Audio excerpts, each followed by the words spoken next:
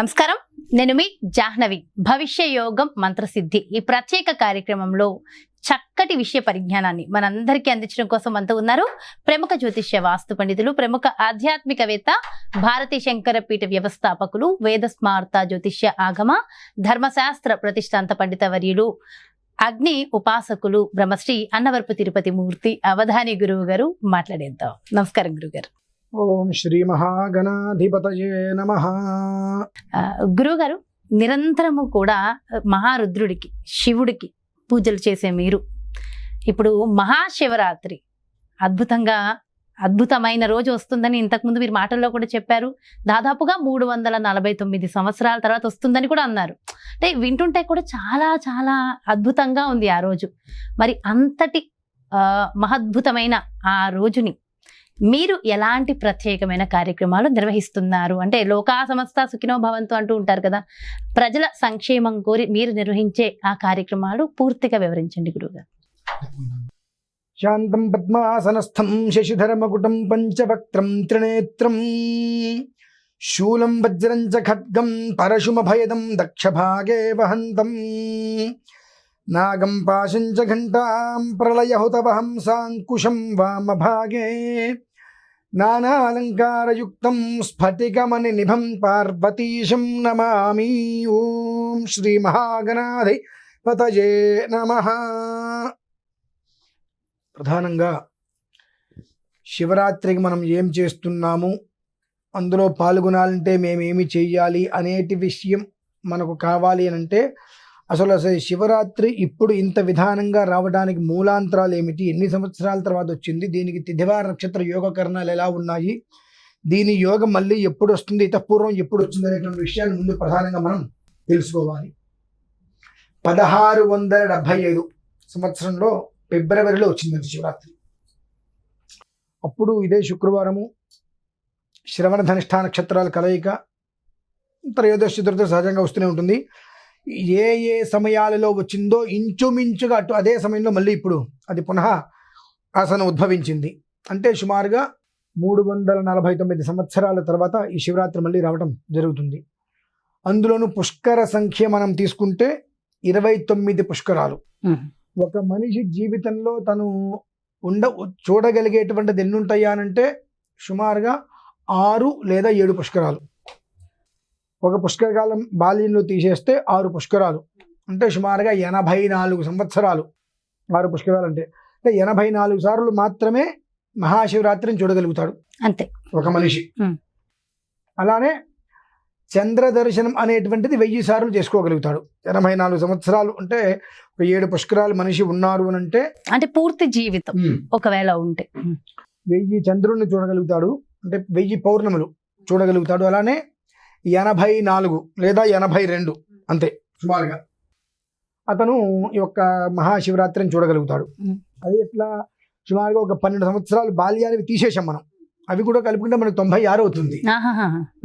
తీసేసాం కాబట్టి మనకు ఊహ తెలిసిన శివరాత్రులు ఒక 82, 84 శివరాత్రుల వరకు మనం చూడగలుగుతాం ఒక జన్మకి. ఈ జన్మకి మనం జన్మానికో శివరాత్రి అంటారా, అది ఇదే అయి ఉండొచ్చు అంటారా? కాదండి, ఇది జన్మల శివరాత్రి. జన్మల అంటే ఎందువల్లనంటే 349 సంవత్సరముల తర్వాత అంటే సుమారుగా 6-7 జన్మలు తరాలు. అబ్బో, వస్తున్నటువంటి 6-7 జనరేషన్స్ క్రితం అంటే 1675లో ఈ శివరాత్రి వచ్చింది. మళ్ళీ ఇప్పుడు 2024లో అదే తిథివార నక్షత్రాలతోటి, అదే నక్షత్రం కూడా మారలేదు. అవునా? ఏ నక్షత్రం? శ్రవణ ధనిష్ఠా నక్షత్రం. అదే దాంతో వచ్చింది. ఈ రావటం కూడా ఒక యోగం దుర్యోగం రెండు ఉన్నాయి. దుర్యోగం కూడా రెండు ఉంటాయి. అంటే ఆ ఉన్నటువంటి దుర్యోగం ఏదైతే ఉందో ఆ దుర్యోగం అనేటువంటిది యుగాదికి ఉంటుంది. ఆ యుగాదికి ఉండేటువంటి దుర్యోగాన్ని నిర్మూలన చేసేటువంటి యోగం శివరాత్రికి ఉంటుంది. ముందస్తు ప్రణాళిక అంటారు. అలా ఈ ప్రణాళికతోటి 29 పుష్కరాలు అంటే మనం 7 పుష్కరాలు చుట్టమే గొప్ప అనుకుంటాం. 29 పుష్కరాలు అంటే సామాన్యమైన విషయం కాదు కదా. అదే కదా, 349 సంవత్సరాల తర్వాత అంటే పుష్కరం అంటేనే 12 సంవత్సరాలకు ఒకసారి వచ్చేది. అట్లాంటి 29 పుష్కరాలు అనంతరం మనకు ఇది వచ్చింది. దీనికి ఎక్కడ చూసినప్పటికీ కూడా మారుమూల ప్రాంతాల్లో ప్రతి చోట హర హర శివ శివ శంభో శంకర అనుకుంటే అభిషేకాలు అన్నీ ప్రతి చోట జరుగుతూనే ఉంటాయి. ఇక్కడ మేము ప్రత్యేకంగా ఏం చేస్తున్నామనంటే గత 3-4 సంవత్సరాలుగా సాధన చేశాం. గూగుల్లో మీరు వెతుక్కున్న దొరకదు. అహోరాత్ర త్రయం రుద్రాభిషేకం. అహోరాత్ర త్రయము అంటే 3 పగళ్ళు 3 రాత్రులు. అంటే 6వ తారీఖు ఉదయం ఆచమ్య కేశవాయ స్వహాను మొదలు పెడితే 9వ తారీఖు ఉదయం వరకు మధ్యలో 72 గంటల సమయంలో 1-2 నిమిషాలు కూడా విరామం తీసుకోకుండా ఏకధాటిగా కంటిన్యూగా ఈశ్వరారాధన. ఆ ఈశ్వరారాధన కూడా ఎలా చేస్తున్నాము? రుద్రాన్ని రుద్రంతో సంపుటి. అంటే ఒక రుద్రం మనం చెప్పుకుంటే 6 నిమిషాలు 8 నిమిషాలు, ఇంకా నిదానంగా చెప్తే అరగంట. అటువంటి ఒక రుద్రాన్ని రుద్రంతో సంపుటి చేయాలంటే ఒక రుద్రం చెప్పడానికి 62 గంటలు పడుతుందండి. ఇంకా పై మాట ఇంకొక మాట చెప్పాలంటే అటువంటి ఒక రుద్ర సంపుటి పాశుపతము అని అంటే చాలా అద్భుతమైనటువంటిది, తిరుగులేనటువంటిది. మహాభారతంలో అర్జునుడు ఆ యుద్ధం చేసేటువంటి సమయంలో పరమశివుడి దగ్గరికి వెళ్ళి పాశుపత ప్రయోగ ఉపసంహార మంత్రాలన్నీ కూడా నేర్చుకుని వచ్చాడు. అటువంటి మహామంత్ర పాశుపతమే రేపు మనం చేసేటువంటిది. దానికి కూడా మనం ఈ పంచామృతాలతో చేయట్లేదమ్మా. దానికి కొన్ని ప్రత్యేకంగా చెప్పబడి ఉంటాయి. పాలు, అలానే 9 రకాల గంధాలు. 9 రకాలు. దివ్య గంధానులేపనం సుగంధం సుమనోహరం అంటారు. 9 రకాల గంధాలు మనం తీసుకున్నాం. ఆ 9 రకాల గంధాలు మనకు బయట దొరకవు. 1, 2, 3 దొరుకుతాయి, మిగిలినవి దొరకండి. మనకు గంధపు చెక్క దొరుకుతుంది, తర్వాత రక్తచంద్రం దొరుకుతుంది, మనం తర్వాత మారేడు గంధం, తులసి గంధం, కృష్ణ తులసి గంధం, జమ్మి గంధం, జిల్లేడు గంధం, చంద్ర గంధం. చంద్ర అంటే కుజుడికి చాలా ఇష్టమైనటువంటిది. ఇవన్నీ చెట్టు నుంచి 9 రకాల గంధాలండి ఇవన్నీ. అవన్నీ తీస్తారు. ఆ చెట్టు నుంచి ఆ కొమ్మలు తీసుకొచ్చి ఎండబెట్టి, మనకు నరసింహస్వామి వారి దేవాలయం మనకు సింహాచలంలో ఎలా అయితే కనుక అప్పన్నకి గంధం అరగతీసి తీస్తారో అలా గంధాన్ని సానకి వేసి అరగతీసి గంధం తీయడం జరుగుతుంది. ఈ 9 రకాల గంధాలతోటి స్వామివారికి లేపన అభిషేకం 2వ రోజు. ఇకపోతే 3వ రోజు భస్మాభిషేకము, పుష్పాభిషేకం జరుగుతాయి. అర్ధరాత్రి లింగోద్భవ కాలంలో అక్కడ ఆల్రెడీ దేవాలయంలో ఉన్నవే 360 శివలింగాలు. అది కాకుండా మళ్ళీ ఇంకొక 360 శివలింగాలు మట్టితో తయారు చేసి దానికి అభిషేకం చేయటం. కైలాస ప్రాకారం అంటారు దాన్ని. మన ఇల్లు మనం ఎలా కట్టుకోవాలి ఒక ప్లాన్ ఉంటుంది, అలానే కైలాస యంత్రం ఒక ప్లాన్ ఉంటుంది. ఆ ప్లాన్ ఏ విధానంగా చెప్పబడి ఉన్నదో ఆ రకంగా మహాలింగార్తి విధానాన్ని అనుసరించి దానికి అభిషేకం చేయటం అనేటువంటిది జరుగుతుంది. అయితే ఈ అభిషేకం వలన ఏంటి ఉపయోగం, ఎవరికి ఉపయోగం? క్షీరాభిషేకము వలన వంశోత్పత్తి జరుగుతుంది. వివాహం కావచ్చు, చక్కటి వివాహం అవటం, చక్కటి సంతానం కలగడం జరుగుతుంది. ఐశ్వర్యాభివృద్ధి. ఐశ్వర్యము అంటే ఉత్పన్నం, అంటే డబ్బని అనుకుంటాం. ఐశ్వర్యము అంటే వివాహమైంది, సంతానం లేదు, ఎంత ఐశ్వర్యమైన ఉపయోగం లేదు. విపరీతమైన ఐశ్వర్యం ఉంది, వివాహం కావట్ల, ఉపయోగం లేదు. ఆ వివాహం అయిన తర్వాత వంశోత్పత్తి ఐశ్వర్యానికి మూలం. అది సమృద్ధి కలుగుతుంది. అంటే అష్టైశ్వర్యాలు సమృద్ధి కలుగుతుంది. ఇందులో ప్రధానంగా మనము పంచవృక్ష క్షీరంతో చేస్తున్నామమ్మా. లింగోద్భవ కాలంలో అంటే 5 వృక్షాల నుంచి పాలు తెప్పిస్తున్నాం. వృక్షాల నుంచి పాల సాధ్యమేనా గురువు? చాలా మంది ఇది ఎక్కడ వృక్షాలు అంటారు. 5 వృక్షాల నుంచి మనం పాలు తీస్తున్నామమ్మా. ఆ వృక్షం కొమ్మ విరిస్తే పాలు వస్తాయి అందులో నుంచి. ఆ పాలు 5 వృక్షాల నుంచి తీసుకొస్తున్నాం. సద్యోజాత వామదేవ అఘోర తత్పురుష ఈశానః అంటే పంచముఖ ఈశ్వరుడు. ఆ పంచముఖ ఈశ్వరుడికి ఈ 5 రకాల వృక్షాలతో, ఆ వృక్షాలకి సంబంధించిన పాలు తీసుకొని ఆ పాలతో లింగోద్భవ కాల సమయంలో శుద్ధ స్ఫటిక శంకాశం త్రినేత్రం పంచవక్త్రం దశభుజగం సర్వాభరణ భూషితం అనుకుంటూ ఈశ్వర ధ్యానం చేసుకుంటూ ఏవైతే కనుక వృక్షాల నుంచి తీసుకువచ్చినటువంటి క్షీరం అయితే ఉన్నాయో ఆ క్షీరంతో ప్రత్యేక అభిషేకం జరుగుతుంది. ఈ అభిషేకం వల్ల మనకు ఏం లభ్యమవుతుంది అనేటువంటి దానికన్నా మన దగ్గర ఏది పోతుంది అనేటువంటిది మనం తీసుకోవాలి. మనకి ఏదో రావాలి రావాలి రావాలంటే రాదు. మన దగ్గర ఉన్నటువంటివి పోతే మనకు రావాల్సినవి మనకు వస్తాయి. మన దగ్గర ఉన్నటువంటివి ఏవైతే కనుక మానసిక దౌర్బల్యం, ఇగో, అహంకారం, నేను, నాది, నాకు తెలుసు, పరనింద, పరస్థుతి, ఆత్మస్థుతి, ఇటువంటివి 9 రకాల దుర్గుణాలు ఉంటాయి. ఈ దుర్గుణాలను తీసేస్తుంది.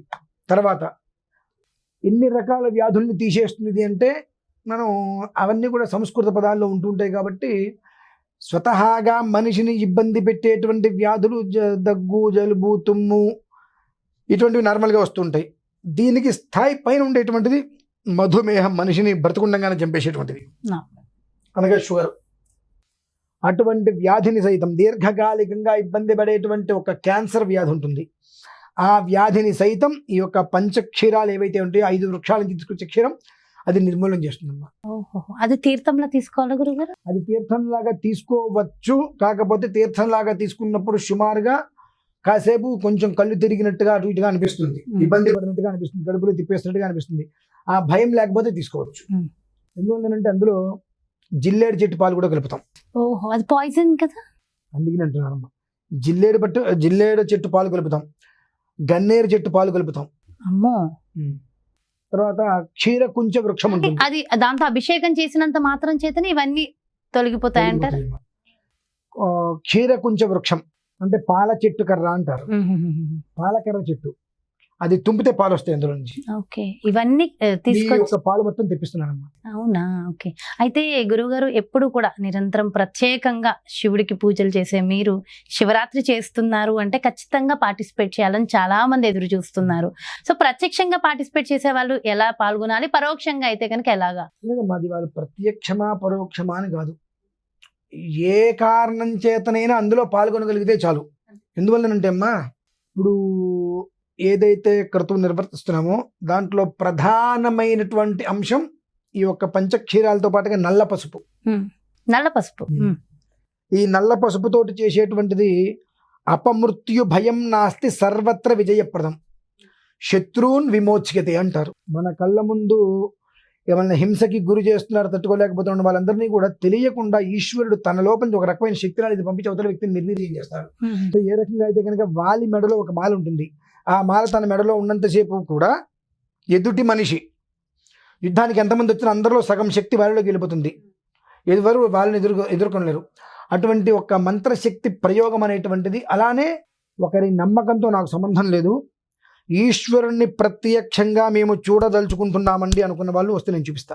మేము ఎప్పుడు చూస్తూనే ఉంటాం, ఎక్కడున్న గురువు గారు వేరే ఉంటారు, అక్కడ పూజలు చేసేటప్పుడు మీలో ఎప్పుడు నేనైతే రుద్రుడినే చూస్తా గురువు గారు. నాలో రుద్రుడు వేరండి, నా వెనకాల ఒక రూపాన్ని మీకు అఖండ సినిమాలో ఆ చక్రం పట్టుకుని పైకి లేచినప్పుడు పైన ఒక ఈశ్వరుని వాళ్ళు క్రియేట్ చేస్తారు.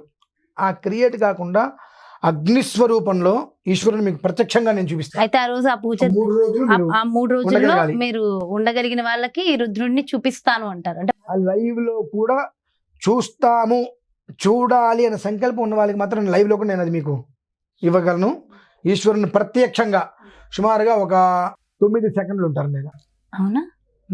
9 సెకండ్లు లిప్తా విలిప్తా అంటారు. అంటే మా భాషలో 9 లిప్తలు, మీ భాషలో 9 సెకండ్లు అంటే మా భాషలో 9 లిప్తలు.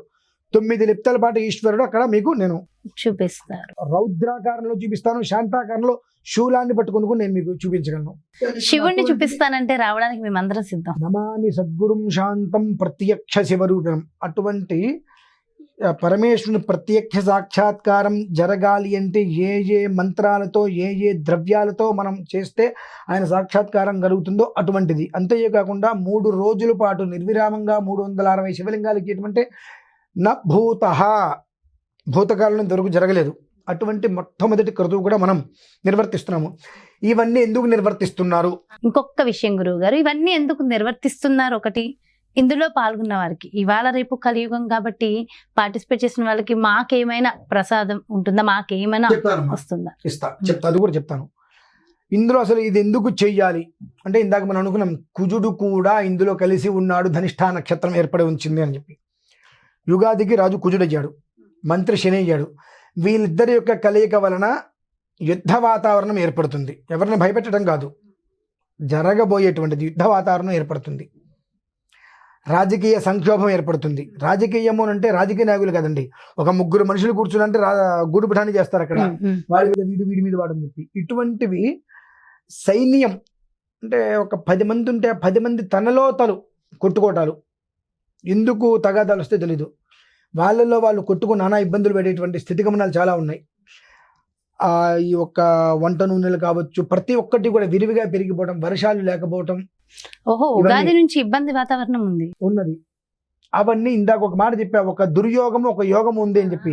ఈ దుర్యోగం అనేటువంటిది ఉగాది నుంచి వస్తుంది కాబట్టి అవన్నీ దృష్టిలో ఉంచుకుని ఆ దుర్యోగం నుంచి బయటపడాలంటే అది ఈశ్వరుడికి మాత్రమే సాధ్యమైనటువంటి ఉద్దేశంతో అవంతికాపురంలో చేసిన సంకల్పం ఇది, ఇక్కడ కాదు. అవంతికాపురం కుజుడు జన్మించిన స్థలం, అంటే అది ఉజ్జయిని. మీరు మొన్న వెళ్ళారు కదా.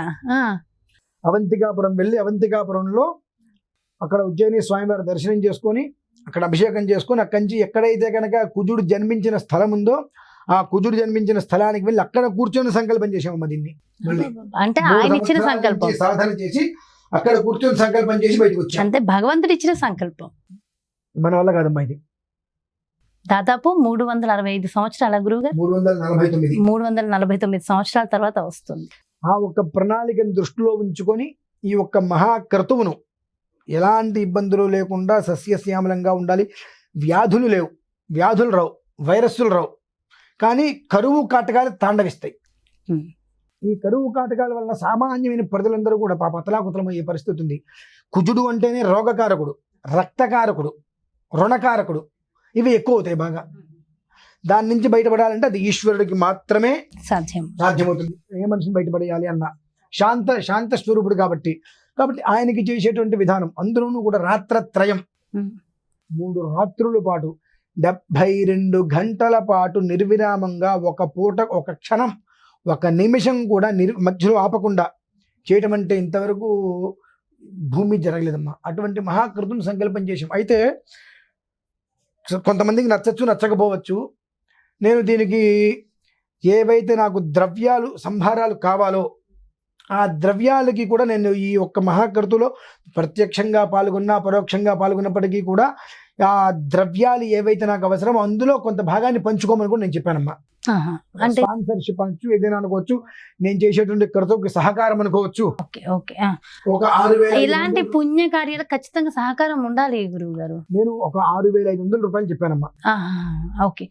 అది పెద్ద అమౌంట్ అంటే పెద్దది కాదు, చిన్న అమౌంట్ అంటే చిన్నది కూడా కాదు. 6,500 రూపాయలు ఎందుకు చెప్పానంటే అమ్మా, నాకు ఈ ఒక్క 3 రోజులు చేసేటువంటి వాటికి నాకు ద్రవ్యాలకు అయ్యేటువంటి ఖర్చు సామాన్యమైన ఖర్చు కాదు. నాకు కేవలం నల్ల పసుపు నేను మంచిది ఒరిజినల్ది నేను తెచ్చుకోవాలంటే 100 గ్రాములే నాకు 12,000 రూపాయలు పడుతుంది. అంటే బొట్టేమని ఇస్తారా అందులో?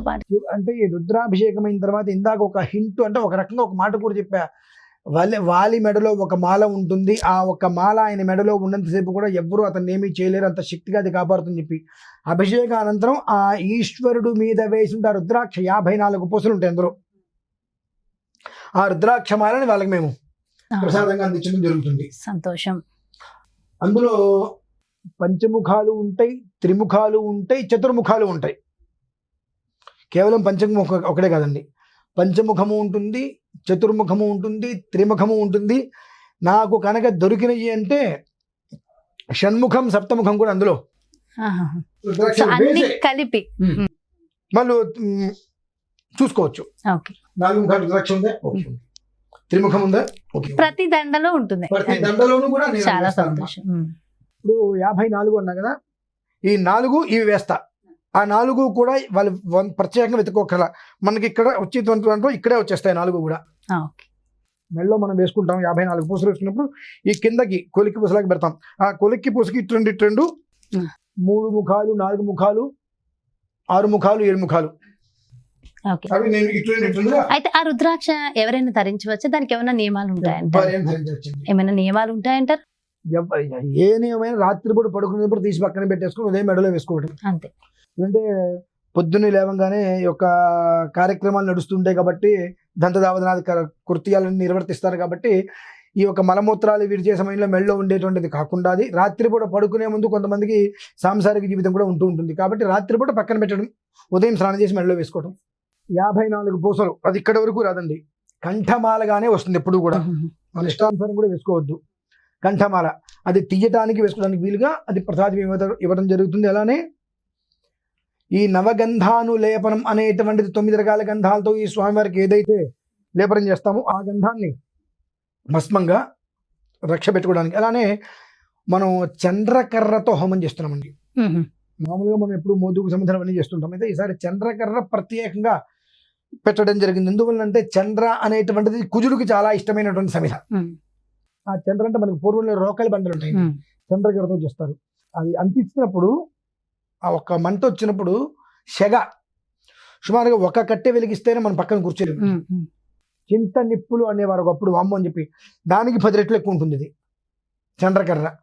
ఆ చంద్రకర్రలే ఒక 1000 పైన తెప్పించి ఆ చంద్రకర్రలతో అగ్నిహోత్రం లోపలికి దిగి హోమం చేస్తున్నానండి. ఆ చంద్ర నిప్పుల మధ్యలో ఆ సెగ తట్టుకోవడం సామాన్యంగా ఇది ఎవరి వరకు కాదండి. అబ్బా, అగ్నిహోత్రంలోకి దిగడం అంటే నేను హోమగుండంలో దిగిన తర్వాత కనీసం హోమగుండం పైన 3 అడుగుల సరోవరంలో కూడా ఎవరు కూర్చోలేరండి. ఆ సెగకి అంతటి వేడి అనేటువంటిది వస్తుంది. ఆ మంట కూడా ఉద్ధృతంగా వస్తుంది. కానీ మీరు ఎలా ఉండగలుగుతారు? రుద్రస్వరూపుడికై ఆ సమయంలో రుద్రుడు నా ఒంటి మీదకి వచ్చేస్తాడమ్మ పూర్తిగా. నమామి సద్గురుం శాంతం ప్రత్యక్ష శివరూపిణం. ఆ రుద్రుడు తానే నేనే అందులో కూర్చున్న రుద్ర అధ్యాయంతో ఆ చంద్ర కర్రతోటి ఆ హోమం చేసిన తర్వాత ఆ సరోవర్లో కూర్చోలేరు జనం ఎవరు. ప్రయత్నం చేసి ముందుకు వచ్చి నేను 15, 20, 30 నిమిషాల లోపల ఉంటే 5 నిమిషాలు ఒక 2 అడుగులు ముందు కూర్చోగలిగితే చాలు. వాళ్ళ వల్ల కాదండి. అటువంటి వేడి వస్తుంది. ఆ వేడి అనేటువంటి మనకేం భగవంతుడు అనిపించదు. ఎందువల్ల నేనే ఈశ్వరుడిగా ఉంటా అక్కడ. కాబట్టి అందులో కూర్చున్నది చేసిన తర్వాత ఆ ఒక యజ్ఞ ప్రసాదాన్ని అందరికీ కూడా అందివ్వడం జరుగుతుంది. ఇందులో పాల్గొనేటువంటి విధానంలో ఎక్కువ మందికి అవకాశం నేను ఇవ్వలేనండి. ఎక్కువ మందికి నేను అవకాశం ఇవ్వలేను. ఎందువల్లనంటే నాకు ఆ రుద్రాక్ష దొరకడం కష్టం. పంచముఖాలు అయితే మనకు బ్రహ్మాండంగా దొరుకుతాయి. త్రిముఖం తయారు చేసిన రుద్రాక్షలు అంటే మనకు దొరికేస్తాయి. కానీ స్వతసిద్ధంగా వచ్చినటువంటి త్రిముఖం అనేటువంటిది త్రిశూలేశ్వర శివలింగం అంటారు. ఆ త్రిశూలేశ్వరంగా ఆ త్రిముఖ రుద్రాక్ష కానీ చతుర్ముఖం కానివ్వండి, షణ్ముఖం కావచ్చు, సప్తముఖం కావచ్చు, లేదంటే అష్టముఖమైనా కావచ్చు. ఈ పంచముఖం కాకుండా విడిగా ఒక 4 ముఖాలు ఇవి విరివిగా దొరకవు మనకు. దొరుకుతాయి మంచివి ఒరిజినల్వి కావాలంటే దొరకవు. అంత తేలికైన విషయం కాదు. అంటే అవి నేను ఒక ఇంతమంది వస్తామండి అంటే నా వల్ల కాదు. నేను ఎంతవరకు నేను తెప్పించగలను అంతవరకు నేను ఇప్పించగలుగుతా. ఎందుకంటే అది కూడా యోగం అందరికీ కూడా కలగదు. సో కొంతమందికి మాత్రమే అవకాశం. యోగం అందరికీ కూడా కలగదండి. అవునా? ఎందుకంటే ఆ పంచముఖ రుద్రాక్షలతోటి ఉన్నటువంటి చతుర్ముఖ రుద్రాక్షల్ని, త్రిముఖ రుద్రాక్ష, షణ్ముఖ, సప్తముఖాలని వేసుకోవటం అనేటువంటిది సామాన్యమైన విషయం అయితే కాదు. అందులోనూ కూడా రాత్రి త్రయం మహత్రయం, 3 రాత్రులు కావచ్చు, 3 ఉదయాలు కావచ్చు. మేము అక్కడ కూర్చొని ఓం నమో భగవతే రుద్రాయ ఓం భూర్భస్వ ఓం నమః అనేటువంటి విధానంలో మంత్రాక్షరి చేసుకుంటూ వెళ్తూ రుద్రాభిషేకం చేసుకుంటూ ఉన్న సమయంలో ఒక పక్కన మనకు అఘోర తత్పురుష పాశుపతంతో మృత్యుంజయ హోమం జరుగుతుంది, శాంతి కళ్యాణం జరుగుతుంది. ఇవన్నీ కూడా ఏకాకృత విధానంలో జరుగుతున్నప్పుడు అటువంటి ప్రత్యేకమైన వైదిక క్రతువులో ఒకటి పాల్గొనడమే కష్టమైన విషయం, తేలికైన విషయం కాదు. ఎందువల్లనంటే భగవంతుడు అందరికీ అవకాశం ఇవ్వడు. ఎవరైతే తన జీవితాన్ని హార్ట్ఫుల్గా ఈయనేదో 6500 చెప్పాడు, ఇది ఆయనకి ఏదో ఉపయోగం, ఆయన ఏదో సంపాదించుకుంటున్నాడు, ఆయన జేబులోకి వేసుకుంటున్నాడు అనేటువంటి ఆలోచన కాకుండా మనం మామూలుగా ఎంతో ఖర్చు అవుతుంది. సన్యాసపూర్వకంగా రుద్రాభిషేకం చేసుకుంటేనే ఇంట్లో సుమారుగా 10,000 రూపాయల ఖర్చు అవుతుంది. అటువంటిది 3 రోజుల పాటు కంటిన్యూగా 72 గంటలు ఏకధాటిగా అభిషేకం చేస్తున్నారు, ఇన్ని ద్రవ్యాలు తీసుకొస్తున్నారు అంటే దీనికి ఎంత ఖర్చు అవుతుంది అనేటువంటి విషయం వాళ్ళకి తెలియాలి. ఆ ఖర్చును దృష్టిలో ఉంచుకొని మనం ఎంతమంది వరకు అయితే, నేను 6,500 అయితే ఎంతమంది వరకు నేను సర్దగలను అంతమంది వరకు నేను రుద్రాక్షలు తెప్పించి ఆ 3 రోజులు స్వయంవరం మీదే ఉంటాయి అవన్నీ. శివలింగాల మీద రుద్రాక్షలన్నీ ఆ అభిషేకంలోనే తడుస్తాయి 3 రోజులు. చివరికి ఆ రుద్రాక్షలన్నీ కూడా హోమగుండంలో కూడా పెడతాం. అగ్నిహోత్ర విధానంలో హోమగుండంలో కూడా పెట్టి ఆ యజ్ఞ భస్మంతో తీసి అందరికీ కూడా ఎంత పవర్ ఉంటుంది కదా. సో ఆ రుద్రాక్ష ధరించడం వల్ల కలిగే ప్రయోజనాలు కూడా ఒక్కసారి. ఇక ప్రయోజనాలు అనవసరం అండి మనకు, అది ధరించడమే ప్రయోజనం. అది ధరించిన తర్వాత కూడా నాకేంటి, ఇప్పుడు గవర్నమెంట్ ఉద్యోగం రావడమే గొప్ప అనుకుంటారు. గవర్నమెంట్ ఉద్యోగం వచ్చిన తర్వాత కూడా దీనివల్ల ఉపయోగాలు ఏంటంటే అది చాలా చక్కగా చెప్పారు. జీవితానికి ఒక రక్ష, సెక్యూరిటీ అంతేనమ్మా. చాలా చాలా చాలా మంచి క్రతువు, మంచి కార్యక్రమం. ఆ రుద్రుడికి చక్కగా 3 రాత్రులు అహోత్రయం అన్నారు. చాలా అద్భుతమైన కార్యక్రమాన్ని నిర్వహిస్తున్నారు గురుగారు. చాలా చాలా సంతోషం. వింటుంటేనే ఎక్కడి నుంచే కళ్ళకు కట్టినట్టు చూపించేశారు మీరు ఆల్రెడీ అక్కడ విజువల్స్ ని. చాలా చాలా సంతోషం గురుగారు. Thank you so much. నమస్కారం. సో ఇదండి, చూసారు కదా, అద్భుతమైన రోజు శివరాత్రి. జన్మానికో శివరాత్రి అంటాం కదా, అలా జన్మల తర్వాత వచ్చేటటువంటి ఈ మహాశివరాత్రిని పురస్కరించుకుని మన తిరుపతి మూర్తి అవధాని గురువు గారు ప్రత్యేకంగా నిర్వహిస్తున్నటువంటి ప్రత్యేకమైన కార్యక్రమం.